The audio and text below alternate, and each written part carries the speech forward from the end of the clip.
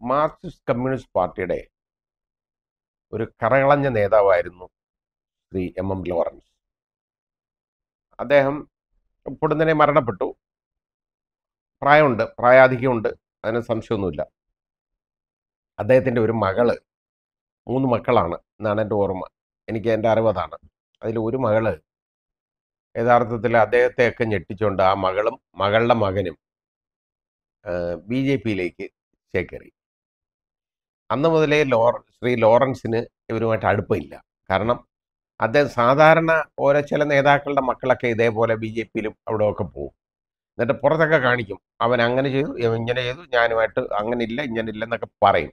പക്ഷേ ശരിയായ ബാന്ധവമുണ്ട് കേട്ടോ. അല്ലെ അവരെ ഭാര്യയ്ക്ക് അടുപ്പം കാണും.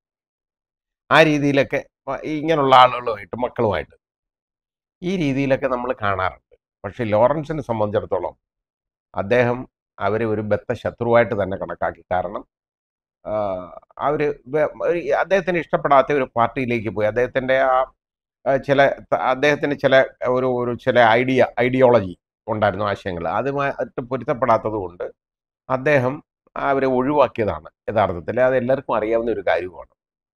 ഇപ്പോൾ ഈ അദ്ദേഹം മരിച്ചു. ആ മൃതശരീരം, അത് അദ്ദേഹത്തിൻ്റെ ആഗ്രഹം എന്ന് പറഞ്ഞിരുന്നത്, നമ്മൾ അറിയുന്നത് അദ്ദേഹത്തിൻ്റെ 2 മക്കളും പറയുന്നു അതാണെന്ന്. അത് ഈ മെഡിക്കൽ കോളേജിന് കുട്ടികൾക്ക് പഠിക്കാനായിട്ട് കൊടുക്കണം ഈ ശവശരീരം എന്നാണ്. അത് പല ആളുകളും പറയാറുണ്ട്. അതിൻ്റെ നിയമത്തിൽ നമ്മൾ നോക്കിക്കഴിഞ്ഞാൽ, അതിൻ്റെ വകുപ്പ് നോക്കിക്കഴിഞ്ഞു കഴിഞ്ഞാൽ അത് 2 വിധത്തിലാണ്. ഒന്ന്, എഴുതി വെക്കണം. എഴുതി വെക്കുക, ഒരാൾ എഴുതി വെച്ച് കഴിഞ്ഞാൽ പിന്നെ അതിനകത്ത് വേറൊന്നുമില്ല. കാരണം ഇപ്പോൾ അയാൾ മരിക്കുന്നതിന് മുമ്പ് അയാൾ എഴുതി വെക്കുക, എൻ്റെ ശവശരീരം ഇന്നതുപോലെ കൊടുക്കണം എന്ന് പറഞ്ഞാൽ റിട്ടേൺ ആയിട്ട് അത് ഡോക്യുമെൻ്റാണ്. ഇനി ചിലപ്പോൾ എഴുതി വയ്ക്കാൻ പറ്റുന്നില്ല എന്നിരിക്കട്ടെ, ആൾക്ക് എഴുതാൻ വെക്കുന്നില്ല.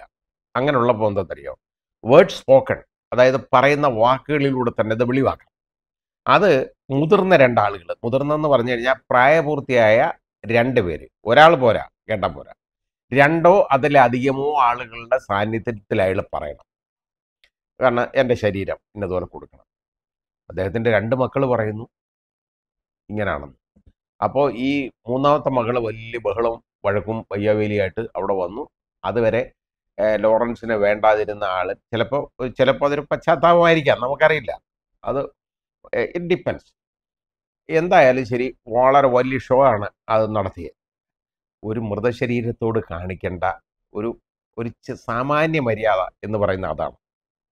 ആ മൃതശരീരം എങ്ങനെ അത് അടക്കം ചെയ്യണമെന്നോ അല്ലെങ്കിൽ ഇത് ചെയ്യണമെന്നോ തീരുമാനിക്കേണ്ടത് യഥാർത്ഥത്തിൽ ആ കുടുംബാംഗങ്ങൾ എല്ലാവരും കൂടാണ്.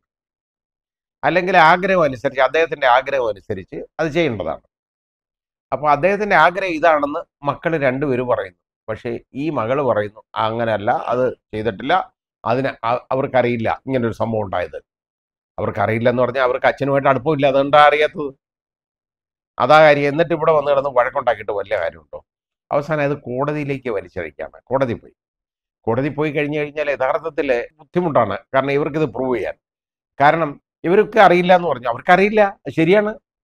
അവർക്കറിയാത്തവർ വന്ന് വഴക്കുണ്ടാക്കാൻ പോകരുത്. കാരണം 2 മക്കൾക്ക് അറിയാമല്ലോ.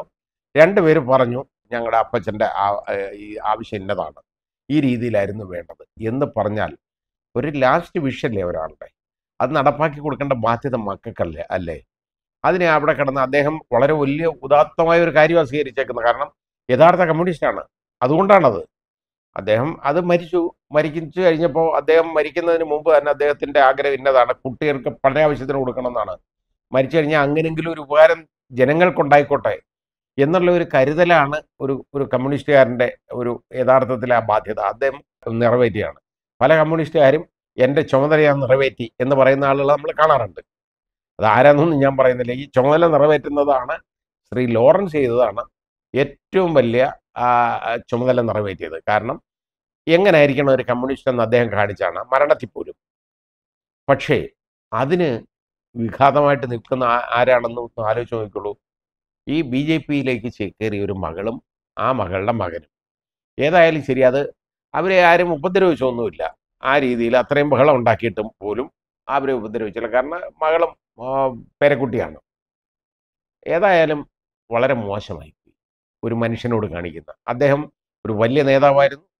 ഞാൻ നേരത്തെ പറഞ്ഞ പോലെ ഒരു കറകളഞ്ഞ കമ്മ്യൂണിസ്റ്റ് ആയിരുന്നു. ആ ഒരു കമ്മ്യൂണിസ്റ്റുകാരൻ്റെ ആ വിയോഗത്തിൽ നമുക്കൊക്കെ വിഷമമുണ്ട്. കാരണം നല്ലൊരു മനുഷ്യനാണ്. അദ്ദേഹം പോയി കഴിഞ്ഞപ്പോൾ അതിൻ്റെ അകത്ത് അദ്ദേഹത്തിൻ്റെ ആഗ്രഹം ആകാത്ത രീതിയിൽ അത് കോടതിയിലേക്ക് വലിച്ചഴിച്ചത് വളരെ തെറ്റായിപ്പോയി. 2 മക്കൾ പറഞ്ഞു കഴിഞ്ഞ് ഞങ്ങൾ കേട്ടു. മതി, നിയമത്തിൽ അത് മതി. 2 പേര് പറഞ്ഞാൽ മതി. ആ മക്കൾക്കൊരിക്കലും സ്വന്തം അപ്പച്ചൻ്റെ ആ ശവശരീരം ഇതുപോലെ കീറി മുറിക്കാനായിട്ട് കൊടുക്കാൻ ഇഷ്ടപ്പെടത്തില്ലല്ലോ സാധാരണഗതിയിൽ. പക്ഷെ അവർ ഇഷ്ടപ്പെട്ട എന്തുകൊണ്ടാണ്? അവരുടെ അപ്പച്ചൻ്റെ ആഗ്രഹമായതുകൊണ്ടാണ്. അതൊന്ന് തിരിച്ചറിയണം ഈ മകള്. ഇനിയെങ്കിലും ഇത് ഇത് ഇങ്ങനെയുള്ള കാര്യങ്ങളിൽ ഒന്നും ഇതുപോലെ ബഹളം ഉണ്ടാക്കരുത്.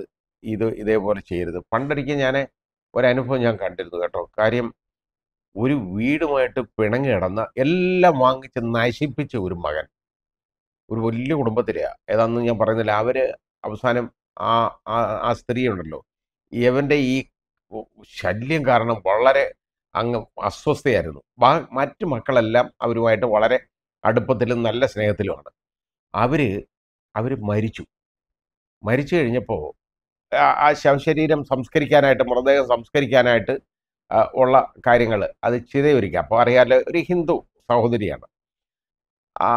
അവര് ഈ ചിതയൊരുക്കാറ എല്ലാം റെഡിയായി ഇതായപ്പോഴത്തേക്കുണ്ടല്ലോ, പോലീസ് വന്നു വീട്ടിൽ. അന്നത്തെ കാലത്ത് ഇത് വളരെ പണ്ട് നടന്ന ഒരു കാര്യമാണ്. ഈ മകൻ ഇവരെ കൊന്നതാണ്. അതായത് ഒരു പരാതി അങ്ങ് എഴുതി കൊടുത്തു. അതായത്, എൻ്റെ അമ്മയെ, ഇവനെ വീട്ടിൽ കയറാൻ നടക്കുന്നവനാണ്, മുടിയനായ പുത്രൻ, എല്ലാം നശിപ്പിച്ചിട്ട് കുടുംബവും വീടും ഒന്നുമില്ല, ആ രീതി നടക്കുന്ന വരുന്ന അവൻ പരാതി എഴുതി കൊടുത്തു, എൻ്റെ അമ്മയെ കൊലപ്പെടുത്തിയതാണ്, അന്വേഷിക്കണം. അവസാനം എന്താണെന്നറിയോ? പോസ്റ്റ്മോർട്ടം ചെയ്യണം. അപ്പോൾ എനിക്കതിനകത്ത് വളരെ താല്പര്യമായിട്ട് തോന്നി എന്താണെന്നറിയോ? ആ പോലീസ് ഉദ്യോഗസ്ഥനെ, അവർക്കറിയാം ഇത് കള്ളമായവൻ ചെയ്തെന്ന്. പക്ഷേ നിയമമല്ലേ, അവർക്കൊന്നും ചെയ്യാൻ വയ്യ. അവിടെ പോസ്റ്റ്മോർട്ടത്തിനുള്ള ഇതെല്ലാം വിളിച്ചു നിർത്തി. അവർ പറഞ്ഞു, നീ വന്നില്ല ഇവൻ്റെ അടുത്ത്, നീ ഇവിടെ വന്ന് നിൽക്ക്. അയ്യല്ലേ, എനിക്ക് എന്താ കാണാൻ വയ്യാതെ? അല്ലോ, എൻ്റെ അമ്മയെ അറുത്ത് നീ കാണണം, കാരണം നിനക്കതല്ലേ ആവശ്യം, നീ വന്ന് നിൽക്കാൻ പറഞ്ഞു. അങ്ങനെ ഒരു സംഭവം ഞാൻ പണ്ട് കണ്ടിട്ടുണ്ട്.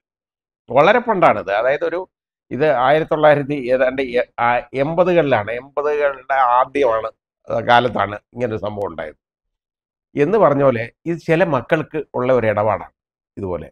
അപ്പോൾ അവരെ മരണത്തിൽ പോലും അവരെ വെറുതെ വിടുന്നില്ല എന്ന് നമ്മൾ കണ്ടില്ലേ എന്ന് പറഞ്ഞതുപോലെയാണ് ഈ ശ്രീ ലോറൻസിനെയും മരണത്തിൽ പോലും വെറുതെ വിടുന്നില്ല എന്നുള്ളത് വളരെ ദുഃഖകരമായ കാര്യമാണ്.